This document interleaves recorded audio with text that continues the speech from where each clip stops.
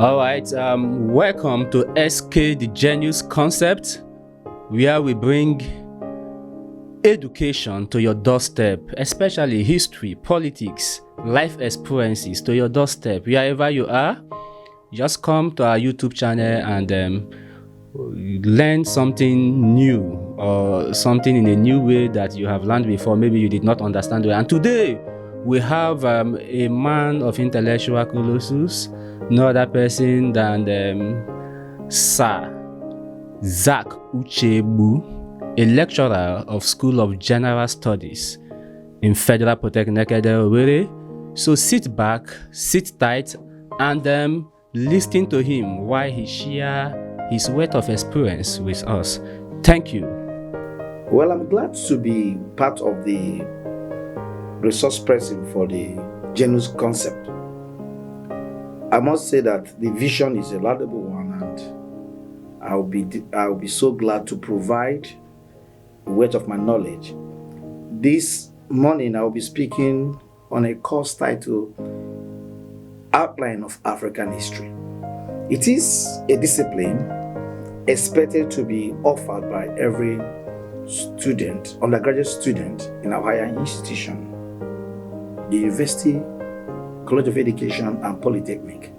Students at the level of 300 levels and 400 levels are expected to take this very course. This course is a vision by the educational regulators to ensure that our students are well informed on all historical facts that are occurred and that is occurring in Africa. That will take me discussing the objective of the course. Outline of African History have the first objective for students to understand the civilization that occurred in Africa and how it still affects the African nation. Outline of African History also expects students to understand the role played by the Europeans in the conquest of African states. The course Outline of African History goes further to dwell on the influence of the Arabs in African continent. The course also expects that students should understand the place of Christianity in African civilization. The course didn't stop there. It went further to look at the state of African nation in the post-colonial era.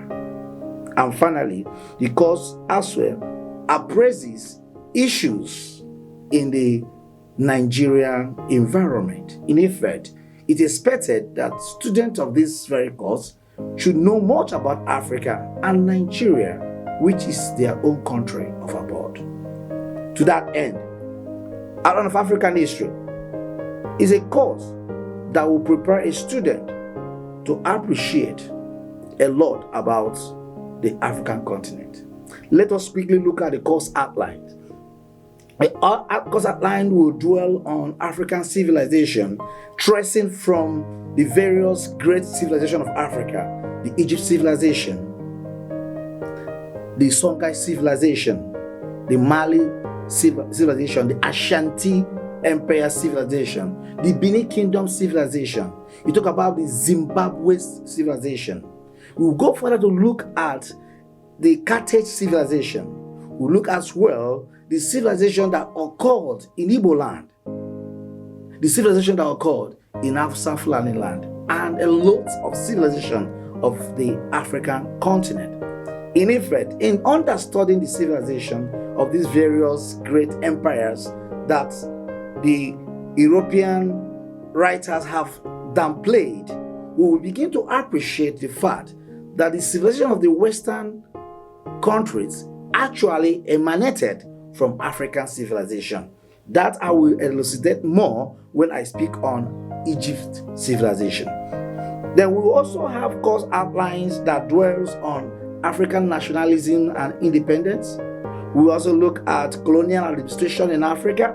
We go further to look at Pan-Africanism and the regional cooperation that were able to be developed when Africa got her independence from the European crackers. Permit me to use that word because I'm not too comfortable with the role they played in African nation. They will talk about the military regimes in Africa and how far it went to develop Africa, what we call the nation building in Africa. They will look at the level of demilitarization in Africa and the place of democracy at its heart fared in African nation. These are some of the course outlines expected of students of Outline of African History to appreciate, know, and also be acquainted with. Quickly, it will be very important we look at key words that will be striking us in this course. And there is a primary keyword, which is history. You cannot discuss any field academic discipline not taking time to understand the keywords. And the keyword history here has diverse definition by authorities. And I would like to refer to a great mind, Professor E.A. Carr, who defined history as a continuous process of interaction between the historical facts and as well and a dialogue between disciplines or other disciplines. Professor E.A. Carr did not see history from a storytelling, did not see history from things of the past, but he saw it from a continuous process of interaction between historical facts and unending dialogue between the present and the past event. When you take time to dissect the definition of Professor Carr, you will see that history evidently it lives with us and is with us and will remain with us. Another great mind whom I love so much in the history world is Professor E. Burns. He referred history as an attempt to discover the basis of fragmenting evidence and significance on itself and the past. I repeat, he referred history as what? As an intellectual effort to discover the basis of fragmenting what? Evidence and significance to itself and the past. Here, Professor Burr is seeing history as a calculated attempt to discover fragmented evidences wherever there lies, to relate it with the present, with the what? The future, and also with the past. In effect, you cannot appreciate history if you don't carry out three tools, which are to deconstruct, reconstruct, and construct. History is not storytelling, as persons of low minds might think. History is actually a serious academic exercise that requires a lot of tools to be able to achieve the exercise. I might not want to further on other definition, but I will summarize by saying that Professor Uchegbu referred history as an intellectual form of what? Of gathering civilization, and renders his account of his present, his future, and his past. In his definition, you can decode and summarize the definition to have four major effects. One, his friend Professor Otto Mavic said, from what Professor Hagel referred to history, you can denote the following. One, that history connotes the entire human past as it happened. The entire human past as it happened. Otto Mavic further said that history connotes mass attempts to describe and interpret that past. Mass attempts to describe and interpret that past. Otto Mavic further connected to E.A. Carr's definition by saying that history connotes a systematic study of the past. A systematic study of the past. With all these definitions by these great minds, you will evidently see that history is a serious business. Now, the historian cannot perform the job of history writing not having a great tool called historiography. And when we talk about historiography, it's the means of writing history. And in the means of writing history, there are different schools of thought. We have the Eurocentric school of thought of writing history using histography. We also have the Arabic school of thought of writing history using histography. And we also have the African histography, which is what? Writing African history from African evidences, African facts, collecting it with available resources, not solely dependent on Eurocentric histography or Arabic histography, but rather collecting both the Eurocentric histography, the Arabic histography, and African histography, subjecting it into what? Deconstruction, reconstruction, and construction, so as to come out with a position of what the history should be. In the course of this study, it is necessary that we understand that there is importance in which we need African histography. The importance of having African histography is essential for a student of history in our higher institution. Let me quickly add here that most of the books we have in the market on the internet are more influenced by Eurocentric views or Arabic views. The collection of the facts did not consider facts or evidences from African environment or point of view.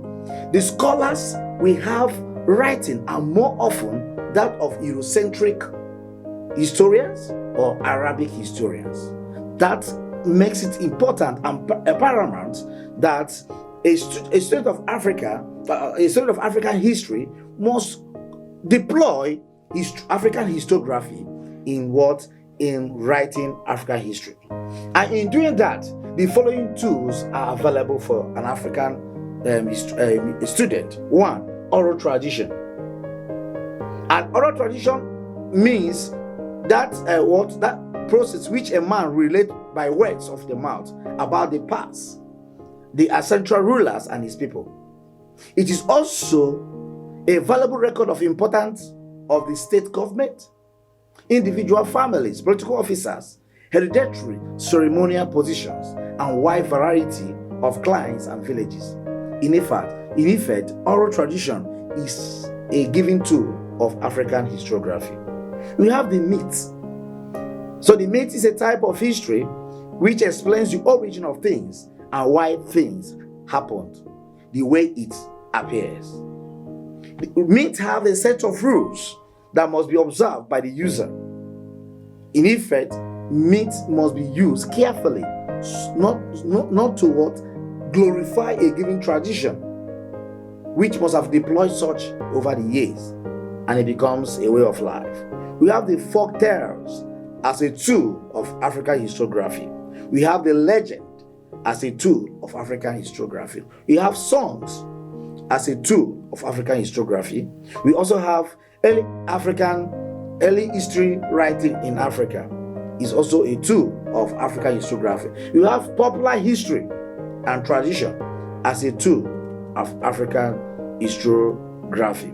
We also have the Muslim Arabic writing as a tool of African historiography.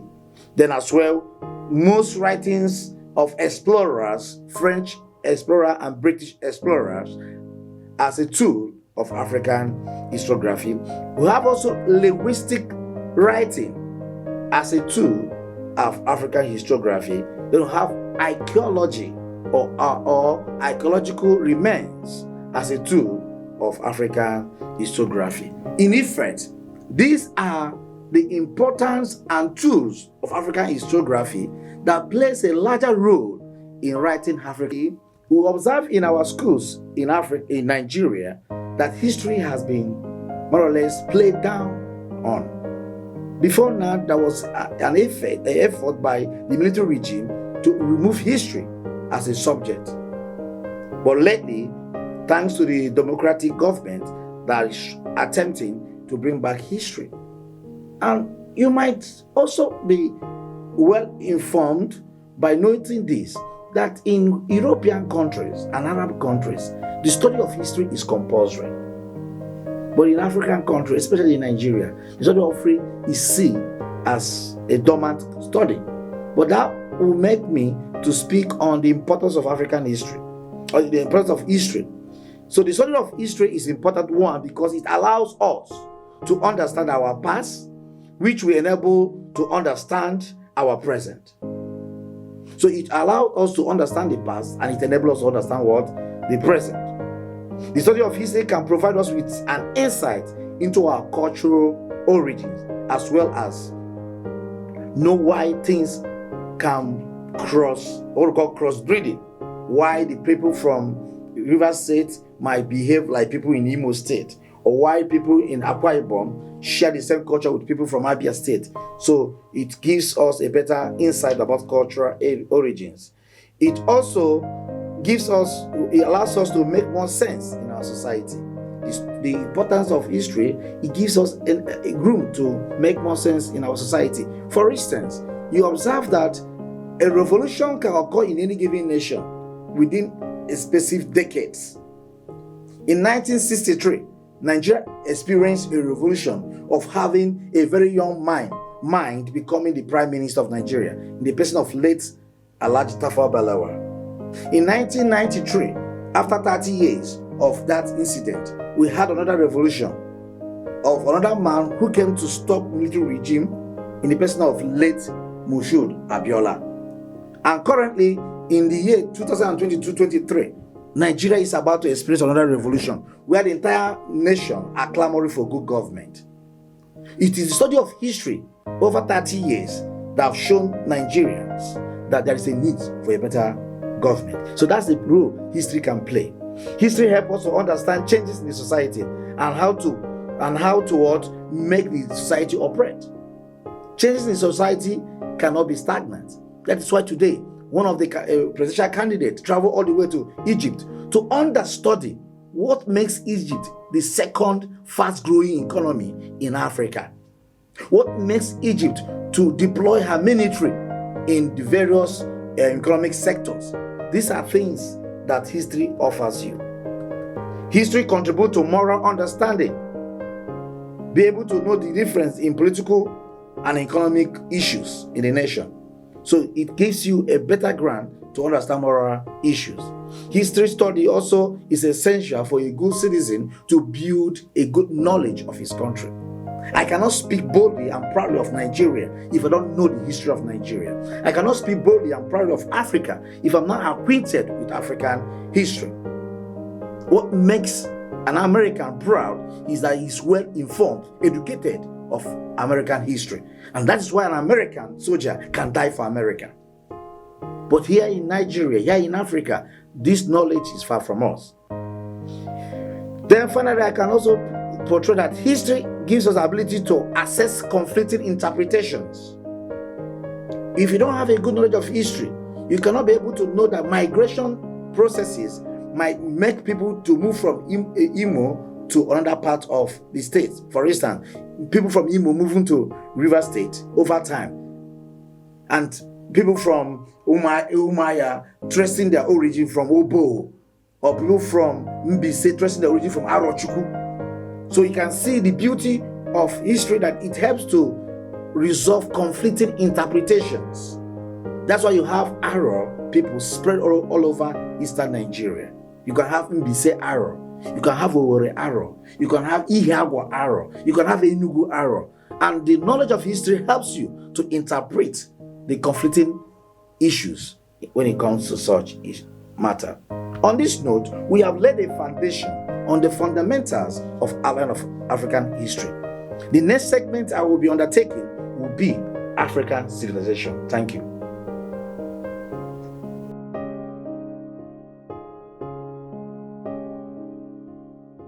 Segment, we are going to be looking at the first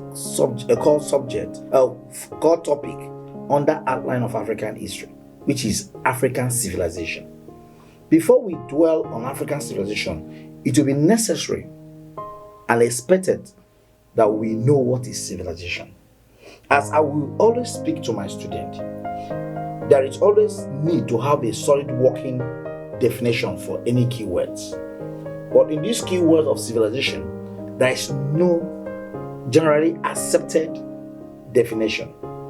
It is difficult to accept a given definition.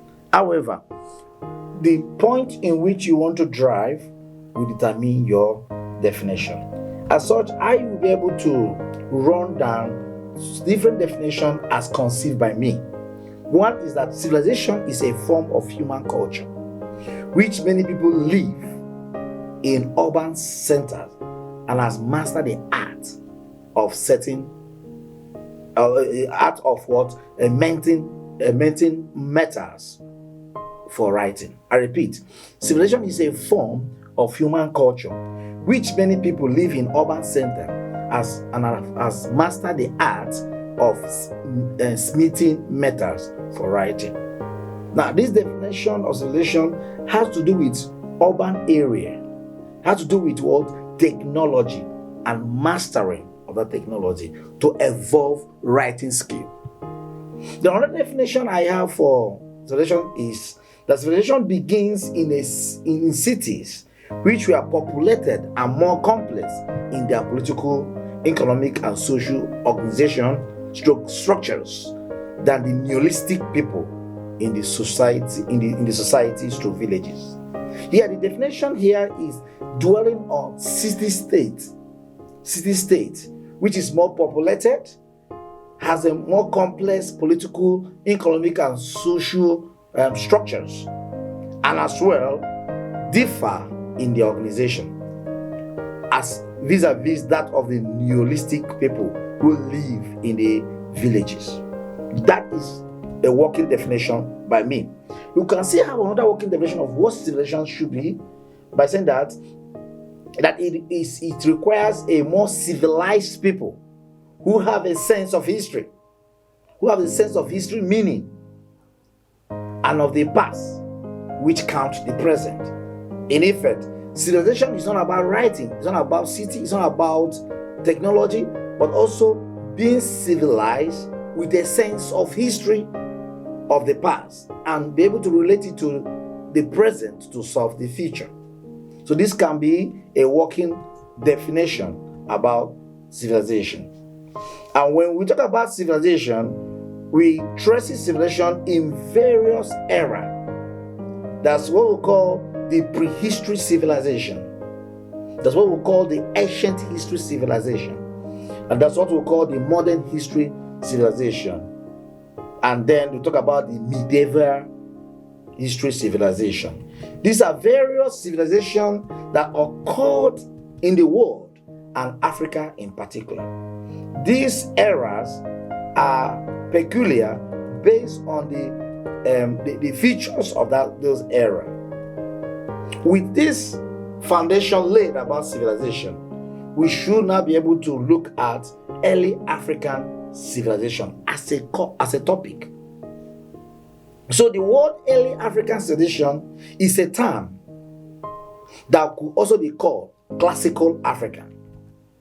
African civilization could be related to African empire, and this term generally implies various pre-colonial period of African kingdoms. So when we are discussing about early African civilization, it is an era in which the colonial period or imperialism was not experienced in Africa. It was an era in which Africans enjoyed the beauty of their knowledge.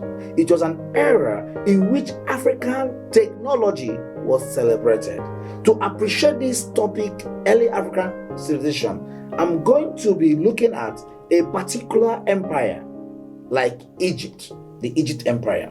There are other empires that I will advise students to understudy. The Carthage Empire, the Azum Empire, the Numidian Empire, the Nubian Empire. I expect students of history to try to understudy it. I also expect students of history to look at the Songhai Empire, the Punt Empire, the Ashanti Empire, the Mali Empire, the Ghana Kingdom Empire, the Zimbabwe Empire, and the beauty of it, nearer home, the Igbo Empire, the Yoruba Empire, and the Hausa Fulani Empire. These are empires that existed before the colonial era.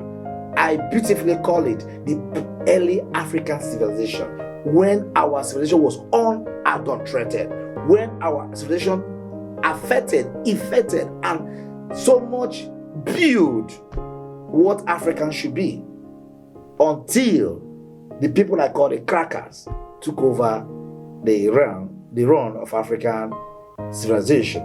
So let's look at extensively, or more in a more summarized form, Egypt's civilization or ancient Egypt. Now, this very civilization is found in North Africa. All right, and this North Africa, this ancient civilization is still found presently in North Africa, at the Maghreb region of the Mediterranean Sea. It is concentrated along the lower reaches of Nile River, in the place that is now called the country Egypt. Ancient Egypt civilization followed the prehistoric Egypt around a period which historically is traceable to 321 BC. Let us look at the geographical setting of ancient Egypt that made her civilization special. The beauty of ancient Egypt is that it is found around the River Nile area, the Lake of Central Africa, where you have the White Nile, and from there the White Nile empties in the mountain of Ethiopia at the Blue Nile.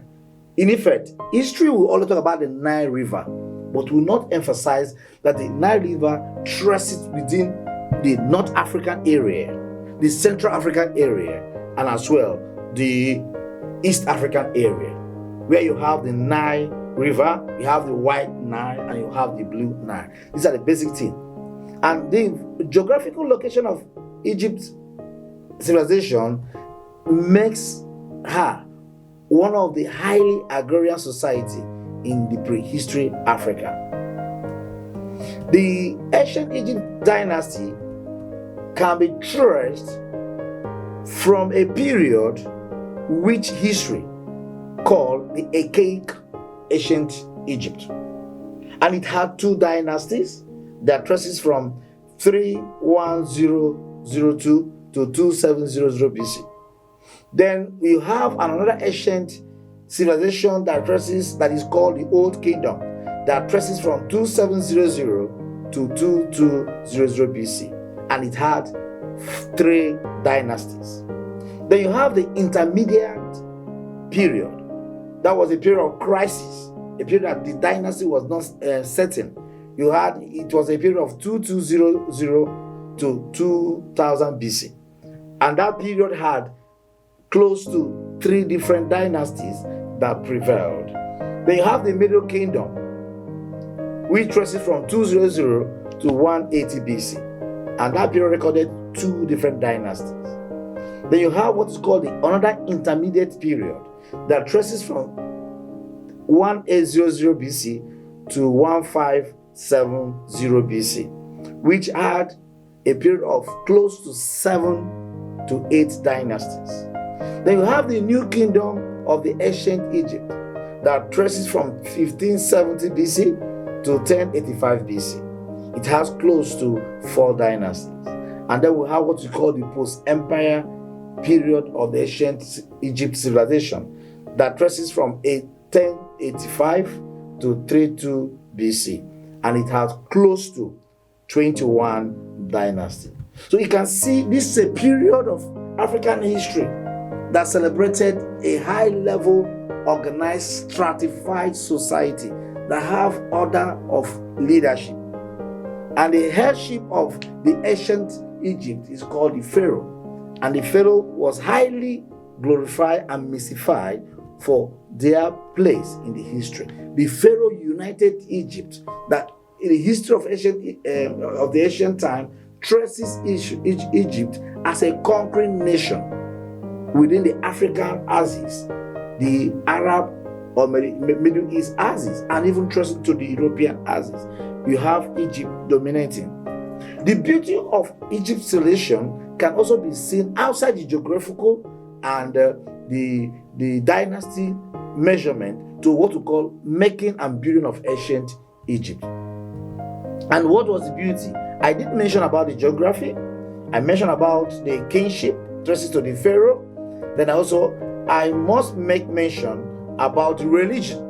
The religion was more or less a unifying factor, whereby they practice what is called polytheism. Whereby they practice what is called polytheism, just one God, and having different deities that unified them. Then in the course of trying to practice a religion, they came up with a technology called the pyramid technology. And the first pyramid was built in Egypt in the year 2900 BC. And that pyramid is a means of is a monumental structure that give a mummification. That's keeping a history about the pharaohs. The pharaohs, when they die, they are placed in a pyramid that shows that they still continue. The transition continues. And this civilization was so strong that it influenced other neighboring civilizations around Egypt. Then we must not fail to mention that Egypt influenced various nations like Libyan, Nubian, Assyrian, Macedonian era, the Greek, and the Roman empires. Egypt influenced their civilization. And in influencing their civilization, Egypt built a religion called the Coptic religion. The Coptic religion. Even up to date, they exist there. Coptic religion is also influenced the Ethiopian Coptic church. Right? So the Nubians also had the Coptic church, but its birth was from Egypt. Now let's look at the achievements of ancient Egypt. We can trace the following as the achievements of ancient Egypt and relate it to what was obtainable in Roman Empire, in British Empire, and other empires that came after Egypt, and now note who copied from the other. That is why it's painful when history is underplayed in our society. Now, the first thing was development of irrigation system and agricultural technology via the Nile River. This ancient civilization was able to evolve, develop, deploy irrigation farming, was able to develop some agricultural techniques in which made Egypt a food store of Africa, Maghreb region, Middle East region, and Arab region, and also they exported far Europe. Then you look at what people they built that was reverent and became a unifying force. The temples of Egypt was a unifying force to put various regions under Egypt together and unified. Then you talk about the high practical system of medicine. The medicine that was involved in Egypt, chemistry was involved in history, and they were able to produce their drugs, and their drugs were used to cure various sicknesses within the period of review. Then we look at the level of what we call the sea or navigations. They were able to build high-level boats that they used in navigating in the Nile rivers, the Red Seas, and be able to cross other neighboring countries and made their military mind to be high. You look as well, they evolved the earliest writing technology. Egypt was the first to evolve the earliest writing technology. The technology they had influenced other writing skills, meaning that documentation of evidences, documentation of records evolved first in Egypt, not in Europe, not in Arab, not elsewhere, but in Africa. Egypt as the place it was practiced. They also showed the level of diplomacy by signing treaties with neighboring countries whom they conquered or who they had business with. So Egypt was able to evolve a high-level international relation, a high-level diplomacy. They deployed a high-level political skills. These were some of the things that they evolved. So when we talk about Egypt's civilization, we must conclude by saying that Egypt's civilization succeeded by achieving the following. One, developing a writing technology that is globally accepted. They developed a writing technology that is globally accepted. unification of the upper and the lower Egypt, using our numerous resources to build a highly bureaucratic administration. That was a high level of successes recorded in the era of our review. Then you talk about the organization of a collective construction and agricultural project called the Suez Canal.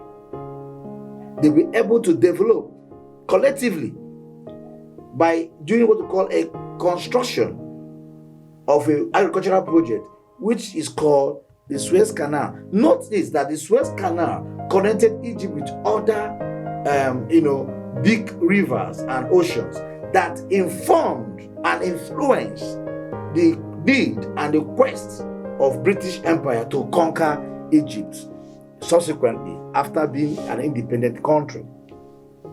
They were able to also develop in their successes a high-level trade within Egypt region. The neighboring countries had trading relationship where treaties were signed, where products from Egypt were sold in such market and outlets. Then they were also successfully to build a high-level military capacity that they were able to defeat a lot of their enemies and assert dominance. Then they were also able to successfully organize a motivating and a well-spelled bureaucratic system that produced elite executives. Elite executives. That was the level of success of that earlier civilization. Then we also talked about the high-level religious leaders that serves in the various local temples that also played a vital role in unifying the Egypt people.